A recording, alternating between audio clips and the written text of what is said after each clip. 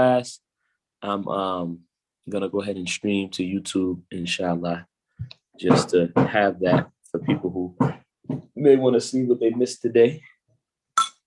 Okay, I think it's set up now. Alhamdulillah. Alhamdulillah Rabbil Alameen. And I apologize for sending out the reminder a little bit late today. And I'm assuming that's one of the reasons why a lot of people maybe forgot or came a little late. But alhamdulillah, that's okay. The Prophet ﷺ said that the best of deeds are the ones that are done consistently, even if they be small. So we wanted to make sure that we met today. It's going to be a little bit of background noise today because school is out. So we're managing the kids, but inshallah, that's all good. And we're going to make class a little bit short today, inshallah, a little bit short today. In part because we're starting late. But inshallah, we will still get some benefits, inshallah. So we have been on the subject of sujood saw, prostrations of forgetfulness, and we are going to jump right back into it and cover a little bit more ground because I'm going to be traveling from July 4th until August 17th, inshallah ta'ala. I'll be going to New York and then going to Senegal. And I don't know if I'm going to be able to keep class up while I'm traveling. I'm going to try, at least while I'm in New York, but Senegal might be kind of difficult. Yes, sir? Ma told me that we're going to New York and then we're taking a road trip to Virginia.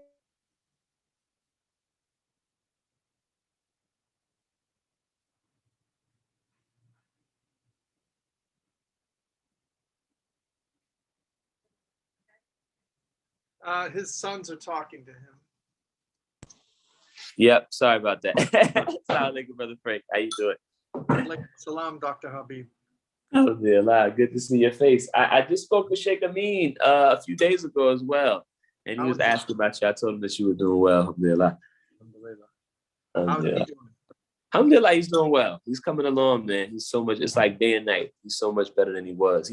He still says, he may not ever feel up to teaching again like he was, but as far as being able to communicate and get around, alhamdulillah, he's doing much better, and he has his daughter there helping him. So he's in better shape, alhamdulillah. Alhamdulillah. So as I was saying, so I want to try to get through the book before I go, inshallah ta'ala. That's my goal, So inshallah, we're gonna keep plugging along until we finish because we're almost there. But sujood saw is a long and kind of nuanced topic. So in any case, Allahumma salli wa sallam ala sayyidina Muhammad. I believe we left off. Does anybody remember where we left off at? See how people's note-taking skills are.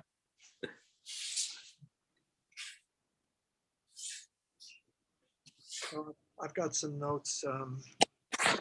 I read them backwards. The final saying was basically, if you omit something because you forgot it, you say it after sujood saw. Right. Notes before that, that when you do sujood saw, you are closest.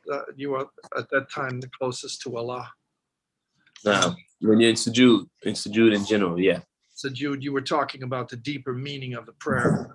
Right. Alhamdulillah. I remember when somebody asked that question. Alhamdulillah. So that's good. So to quickly recap, I think we might have mentioned this part last week, but we discussed sujood saw before salams. We said it must be done if a person misses a major sunnah. And we're going to talk specifically about what are major sunnah, what constitutes a major sunnah in a moment. We also said if you miss 3 or more minor sunnah, right? Sunnah is plural sunnah. So if you miss 3 or more of the minor sunnahs, right? And I think we talked a little bit about what are the major sunnahs, what are the minor sunnahs, but we're going to talk about it in a little bit more detail, inshallah. We also said it's obligatory to say it. If 1 major sunnah or 3 minor sunnahs are more missed. So the sujood saw before salams is actually a little bit more important for you to do than the sujood saw after salams. And one way you can think about it is to omit something from the prayer is bigger than to add something from the prayer to the prayer, right? To omit something from the prayer is bigger, is more serious than to add something to the prayer, right? So if you, for instance, if you miss something and you add something, if you do both, right, you make sujood sahl before salams, because that's the bigger issue, right? And similarly, to make sujood sahl before salams is considered obligatory, right? We're going to talk about the status of making it after salams in a moment. It's a little bit less weighty, but it's still something that you should do if you need to do it. Yes, Mohammed.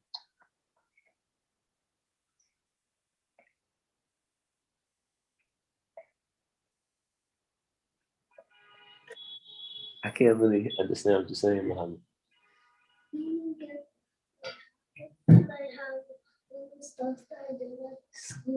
I can, but you have to wait till after class, okay? We're almost done. Not going to be a long class today. Okay. I love this. So it is obligatory to say the sujood sahl before salams when you omit something from the prayer, a major sunnah or 3 or more minor sunnahs. If it is purposely not said when it is obligatory, your prayer is invalid, right? So if you need to make sujood sahl before salams and you intentionally don't make it, then that invalidates the prayer. This is what makes it different than making the sujood sahl after salams. The sujood sahl after salams, if you miss it, it doesn't make your prayer invalid, right? And you can make the sujood sahl after salams later, right? Like if you forgot to make sujood sahl after salams and you remember after some time passes, you'll be able to make it when you remember. And we're going to talk about that a little bit later in the lesson. But if you intentionally omit sujood sahl before salams, then your prayer is invalid if you needed to make it. But if you don't say it because you forgot to say it, then your prayer is still valid. If you don't say it because you forgot to say it, then your prayer is still valid. So if you forgot to make sujood sahl before salams and you remember after salams, like we said, you just make it after the salams and it's okay, right? If you intentionally omitted it though, it would invalidate the prayer. And if you have questions about this, jot them down, because when we wrap up, I want to ask questions. And because the subject is a little bit because the subject is a little bit nuanced, you may have questions that arise, and some of those questions may get answered as we move forward in the lesson. Some of them may linger. I'm sorry, my youngest son, I'm feeding him. That's what you see me keep reaching off camera to do. And he's basically letting me know, like, Dad, you got to feed me. I'm hungry. So I'm being loud. You got it done by yourself? Oh, excellent. Mashallah. Mashallah. Assalamu alaikum, Dad. I think my dad just joined the call. How you doing, Dad? I'm doing well, son. How you doing? I'm good, alhamdulillah. I'm hanging with Muhammad because he's out of school today. He's done. He finished school yesterday, and I'm feeding Hassan while we in the class. Alhamdulillah. So, to move on, now we're going to talk a little bit about sujood sahl after salams. Now, the way they start the subject of making sujood sahl after salams is they talk about categories of adding things to the prayer. Categories of adding things to the prayer. So this is kind of like a background, a prequel to the subject of making sujood sahl after salams. Because you make sujood sahl after salams if you add something to the prayer. But first they give you some categories. They give you 4 categories. They say the first category is if you add something to the prayer that is similar to the prayer. What is adding something to the prayer that's similar to the prayer? That would be like if you added an extra rakat to the prayer, or if you added an extra sajda in one of the rakats of the prayer, or if you added an extra ruku, or an extra takbir, even anything like that. If you add anything to the prayer that is in the prayer already, that's considered adding something that is similar to the prayer. Then they distinguish, the second thing they distinguish is adding something different to the prayer, different from the prayer. What's something different from the prayer? Well, something different from the prayer would be like additional motions that a person makes in the prayer, additional movements that don't have anything to do with the prayer. So answering the phone, or playing with your beard, or, taking a drink of water, right? Anything that doesn't belong in the prayer. And some of those things are more serious than others. Of course, if you drink a glass of water in the prayer, this could invalidate the prayer, right? But if you play with your beard during the prayer, if you do it just once, sorry, I know Hassan is loud, I apologize. If you do it just once, then you wouldn't need to do anything. It wouldn't invalidate the prayer or have any negative impact on the prayer, right?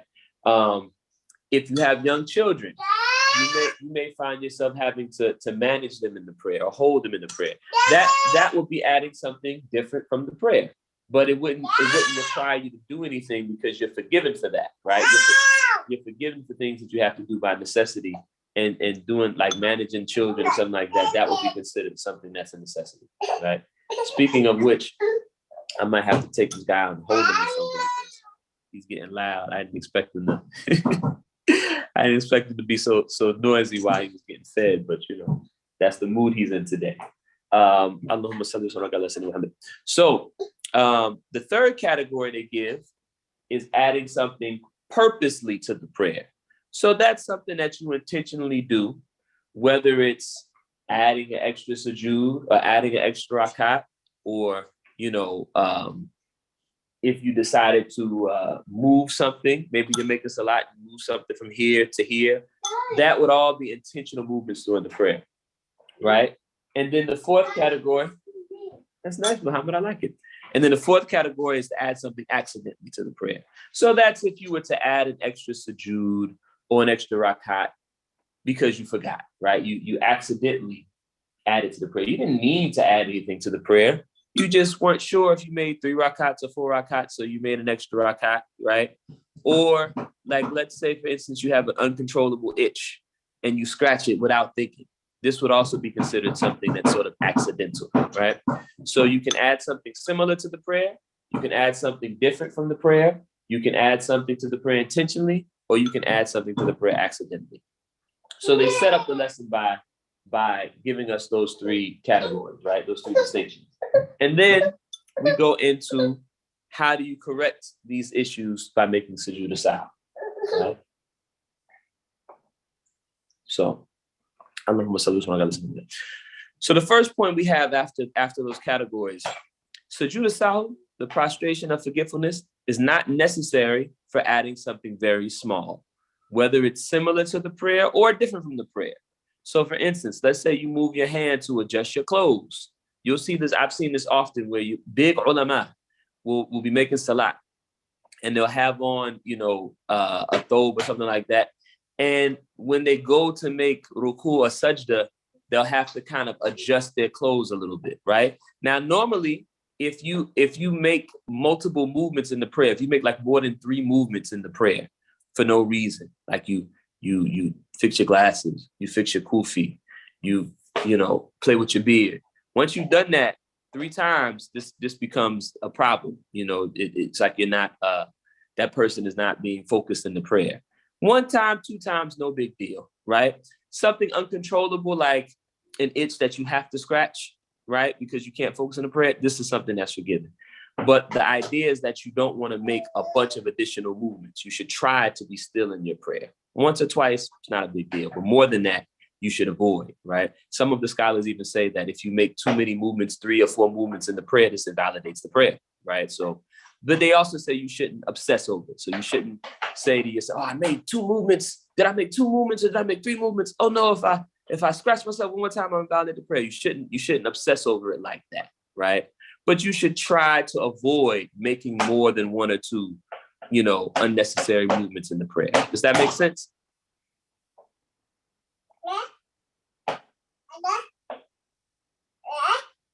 I'll wait for somebody to let me know that they're following me. Yes, it does. That's okay. Alhamdulillah. Thank you.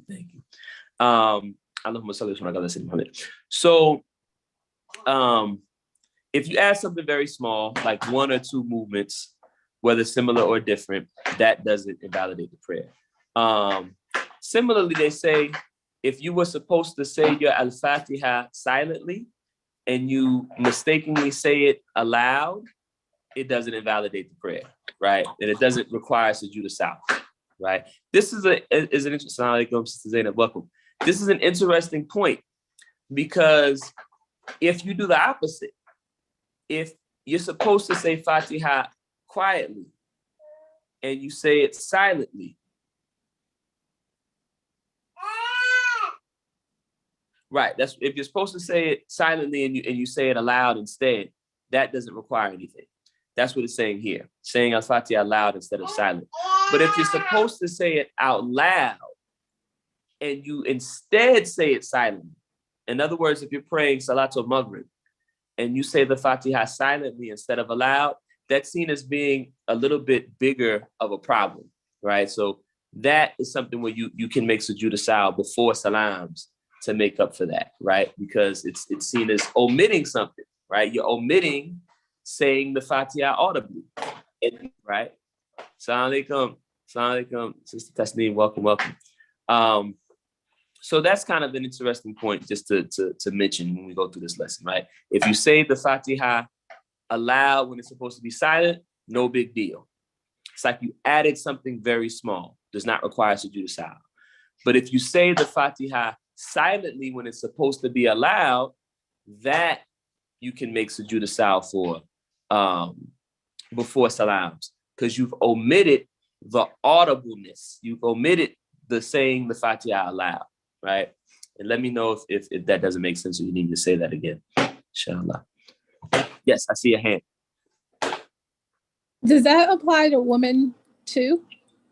Great question. No, it would not apply to women because women are not obligated. Now, if you're praying by yourself or you're praying with just women, then yes, you should recite aloud, right? But if you're praying around men, there's different opinions.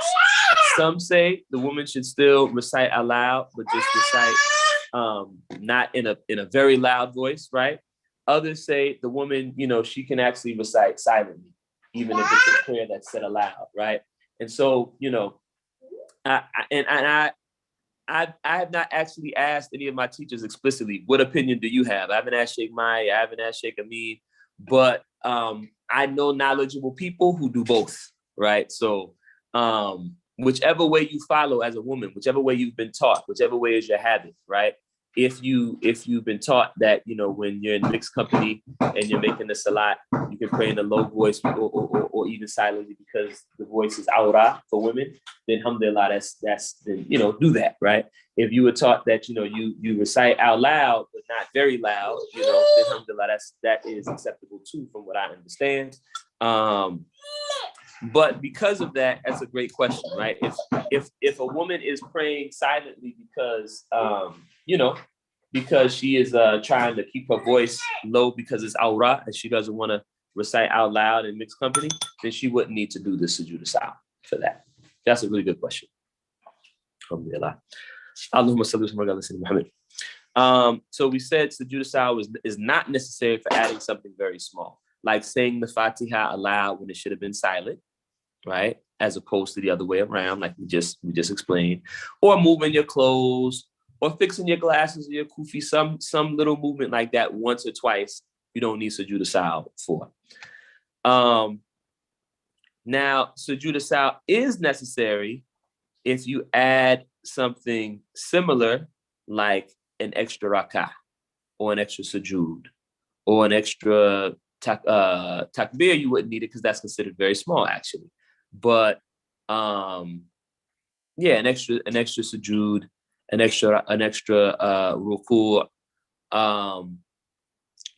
some extra movement like that, right? An extra rakah, a whole extra rakah, that would all require sujood saw. If you were to do something, add something to the prayer that's different, that's significant, not something small like fixing your watch or something like that, but something big like eating or answering the phone, this would actually invalidate the prayer. You can't make sujood saw to make up for that, right? So you can't say, you praying, the phone rings, Assalamu alaikum, I'm making salat, hang up, and then just make sujood saw after salam. No, it doesn't work like that. Something that's different from the prayer, that's big, you just can't do. And if a person did do it, they would invalidate the salah. There's some exceptions to that, some small exceptions to that you don't need to go into in detail, but there are some exceptions to that. And then obviously if it's something that's done out of necessity, like you see your child is about to touch, a fire, right? Something hot, right? You can grab your child, take them away from the danger, and keep your prayer, and you don't have to make sujood salah for that. As long as you're able to continue facing the qibla, right? And you don't have to go far away. You just can take a few steps, take the child, put them in the state of safety. You can keep your prayer, right? Now, if you have to turn your back to the qibla or go to another room, then you just, in your prayer, go make sure your child is safe. There's no sin on you. And, you come back and you remake your prayer from the beginning, inshallah, in that scenario. And speaking of children, we may be coming up on our limit soon, because I know it'll be hard to hear if Hassan gets very loud. So we're gonna end very soon, inshallah. I'm just gonna try to get through these last couple of points. So adding something other than what's similar. Okay, so if you were to add something to the prayer intentionally, that is, if you were to add something to the prayer intentionally, that's from the prayer, like you intentionally make an extra rakah, not because you're not sure if you had enough rakah, just because you figured, well, making 5 rakah for Dhuhr is going to be better than making 4 rakah for Dhuhr. A'udhu, right? That's not the way we approach things. We do things in accordance with the example of Prophet Islam. But if you decided, someone said that they were going to make 5 rakah instead of 4, or they were going to make, an extra sajda, it's okay. I know it's okay. You were just going to make an extra sajda just because you just wanted to make an extra sajda. That would cancel the prayer. That would invalidate the prayer. If you were to add something similar to something different from the prayer, right? Intentionally, that's not a small thing and that's not necessity. So let's say you intentionally fix your kufi 3-4 times in the prayer. And not because you need to make sure you put your head on the ground for sajda, but just because you just felt like it, right? Just, or you play with your beard, or you fix your glasses, you put them in your pocket, you put them on your face, just a lot of extraneous movements, right? That would cancel the prayer. And we said that before, but I'm just saying it again because it mentions it again here in the book. Then adding something similar accidentally that is less than the prayer itself, right? What do we mean by that? Let's say you're making Salatul Subh, right? Let me actually say this point a different way. If you add something to the prayer, you make sujood salah after salams. If you accidentally add something to the prayer, extra rakat, extra sujood, what have you. But if you add so many rakats to the prayer that they equal the number of rakats in the prayer, right?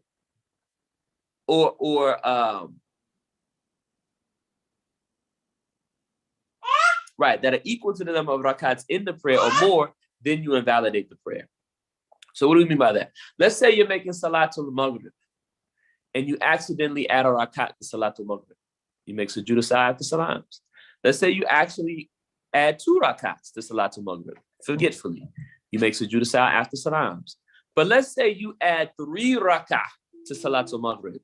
Now the prayer is invalid, right? Now the prayer is invalid because you have to be able to focus enough in the prayer that you don't double the prayer. If you add so many rakats to the prayer that you now doubled the prayer, then the prayer becomes invalid. And that person is either not paying attention to the prayer and they need to focus, they need to stop with whatever's confusing them, whatever's distracting them, they need to leave that focus so that they can make their prayer properly.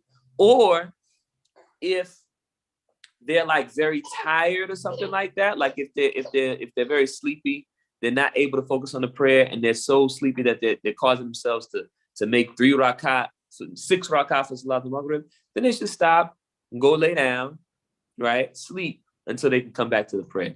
Now, if a person has some kind of psychological, impairment, maybe they were injured, maybe they're sick, that's a little bit different, right? But in that situation, if a person doesn't have the ability to focus on the prayer, then they try their best, right? They try their best. They can make sujood after salams. But if it's an extreme impairment, they may not even be obligated to make the prayer, right? If they really aren't able to, they don't have their faculties, right? One of the things that excuses a person from the prayer is if they don't have their sanity, essentially, right? So, every case is different.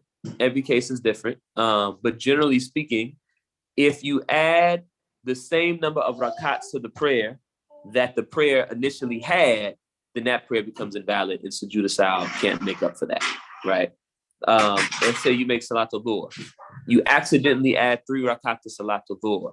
You make sujood sahl after salams. But let's say you accidentally add 4 rakat to salatul dhuhr, and now you have an 8 rakat prayer. The prayer becomes invalid, right? The prayer becomes invalid, right? And perhaps the prayer where this is the most where this is the biggest issue is Salatul Subh, right? Because Salatul Subh or Salatul Fajr is already only 2 rakat. So if you add a rakat to Salatul Subh, you make sujood sahl after salam. If you add 2 rakat to Salatul Subh, and now you got a 4 rakat prayer, then the prayer actually becomes invalid. And we're gonna make one more point, and then we're gonna stop for the day, and we'll open up the floor for a few minutes of questions and answers, inshallah. Hold on, I think Hassan wants some water. I'll say this point, and hopefully you can focus in the midst of the crying. But if you add something different accidentally, which is small, to the prayer, then the prayer is valid, and you do sujood sahl. But if you add more, then the prayer is canceled, right? And we said this before. If you add something small to the prayer, and this is actually this is actually different than what I said. So I gotta correct this. If you add something different accidentally to the prayer, right, then the prayer is valid. So let me back up, because this language is a little bit confusing. So what we said was correct. If you add something to the prayer that's small, like fixing your hat, fixing your clothes, then you don't have to make sujood sahl. If you add something to the prayer that's very big, then it cancels the prayer. And the examples they give is if you eat a meal or you answer the phone and give a sentence, that cancels the prayer. But here they actually mention that if you add something that's more significant than playing with your beard, fixing your clothes, right, adjusting your hijab, but not very significant, then you can make sujood sahl after salams, right? And the example they give is, let's say a person forgetfully drinks some water in their prayer. They're praying, and for whatever reason they forget that they're praying, or they don't forget they're praying, but they forgetfully drink a glass of water, right?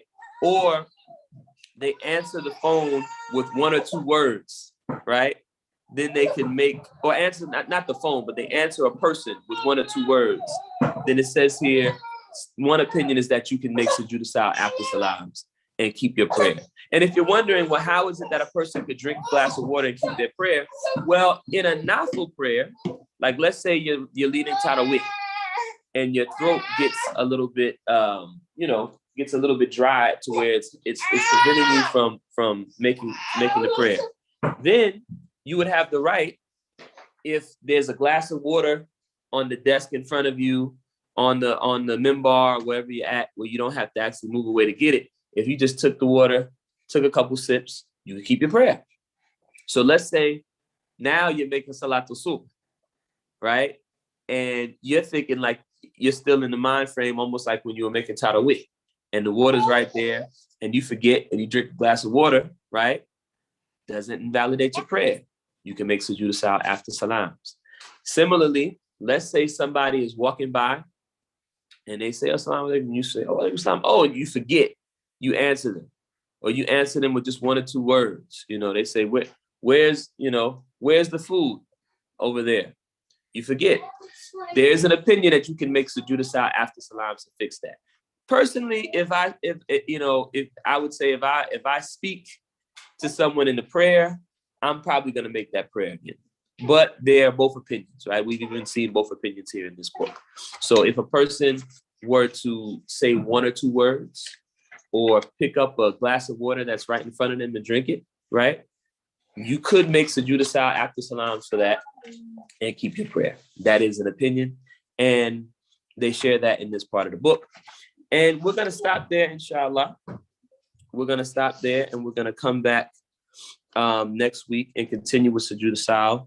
And we're going to start to go into more specifics about what things, about how you make sujood saw, when you make sujood saw, and whatnot. So we're going to get nice and nuanced, nice and specific, inshallah ta'ala. But we'll stop there for the day. Alhamdulillah, jazakumullah khair. Inshallah ta'ala, we will take at least a couple of questions, inshallah ta'ala, if anybody has them. And of course, you can type your questions in the chat, or you can raise your hand and I'll take you off mute. I'm not really, let me see if I can't really see if there are any questions in the YouTube. So I'm not able, I don't think I'm really seeing any on the phone. I guess if a person has a question on YouTube, maybe they can leave it as a comment and I'll glance at that. But yes, inshallah ta'ala.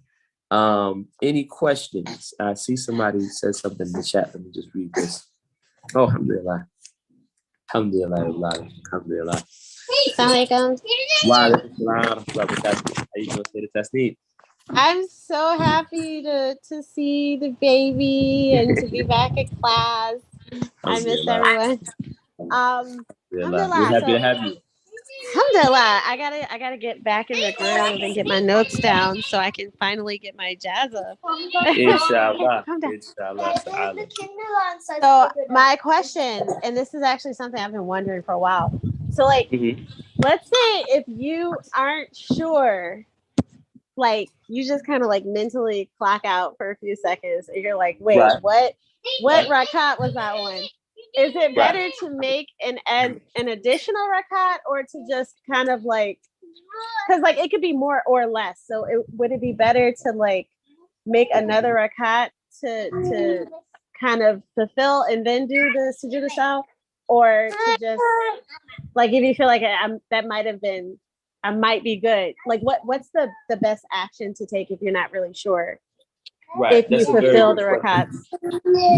Oh, you okay, Mama? Okay. Do you know where Hassan's water is? See if you see his water, his green cup. Okay. Yeah, alhamdulillah. That's a really good question. So the way, if you think, watch this. If you think that you may have omitted something to the prayer and you're trying to figure out, did I omit it? Do I need to make another one? The way they say it, they say doubt does not overtake certainty. What do they mean by that?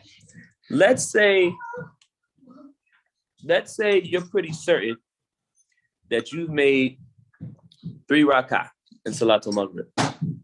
But then the thought comes to you, well, did I make 3 rak'ah or did I make 2 rak'ah?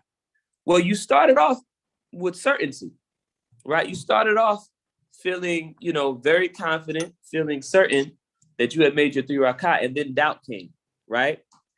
In those cases, they say you should ignore the doubt. And another way they say it is that the doubt, if the doubt makes you 50% uncertain, you're halfway. You could go either way. 1 second, Mom.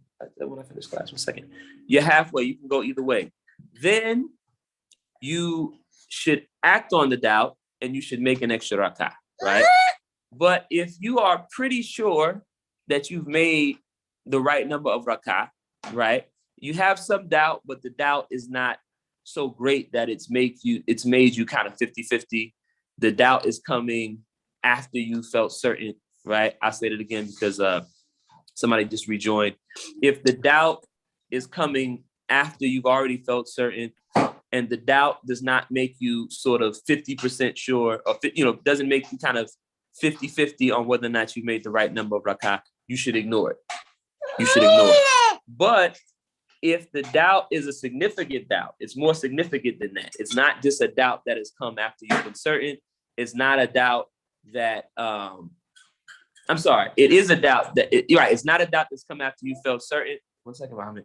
And the doubt makes you sort of 50-50 on whether or not you've made the right number of rak'ah. Then you should assume that you've made the lesser number, make an additional one just to make sure you're safe, and then make sujood sahl after salams. Does that make sense?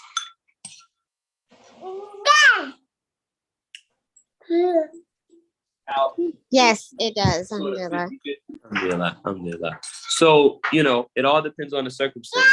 The books will say, if you have doubt, then you should make sometimes you read in some of the books, it'll say, if you have doubt, you should always assume the lesser so that you've made all the rakats you need to make, right? So if you're not sure if you've made 2 sujood or 1 sujood in that rakat, assume you made 1 and make a second one to make sure that you're safe, right? If you're not sure if you've made 2 rakat for Salatul Maghrib or 3 rakat for Salatul Maghrib, assume you only made 2 and make a third one so that you feel safe.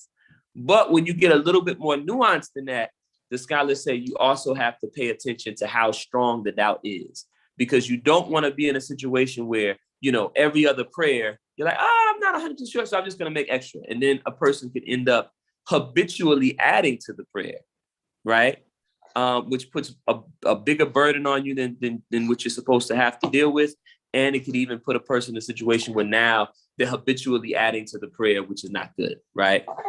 So there's a lot of nuance that you'll get, especially if you study this material with a teacher, where they'll tell you, you have to really look at how strong the doubt is, because the shaitan, one of his tricks is that he'll come and try to make a person have a lot of anxiety around their prayer, have a lot of doubt around whether or not they're making their prayer properly, they made the right number of rak'ah or not, right? To try to get the person to feel anxious about the prayer, to try to get the person, they may even stop praying. Alhamdulillah. Assalamu alaikum wa rahmatullahi wa barakatuh. Thank you, Brother Frank, for coming. Alhamdulillah, it was great to see you. Likewise. Alhamdulillah. Assalamu alaikum. Alhamdulillah. Any other questions, inshallah? Any other questions before we wrap up?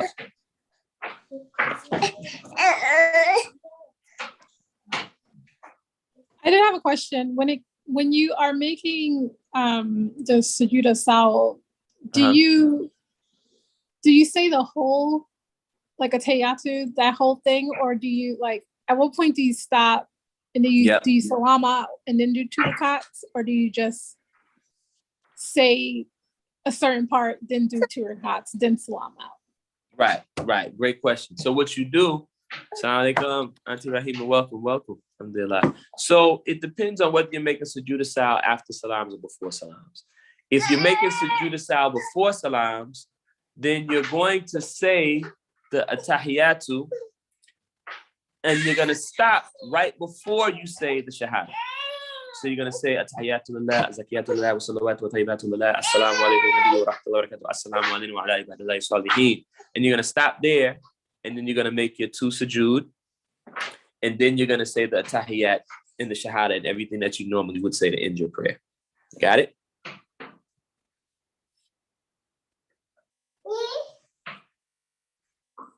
Sister Zainab, you got that?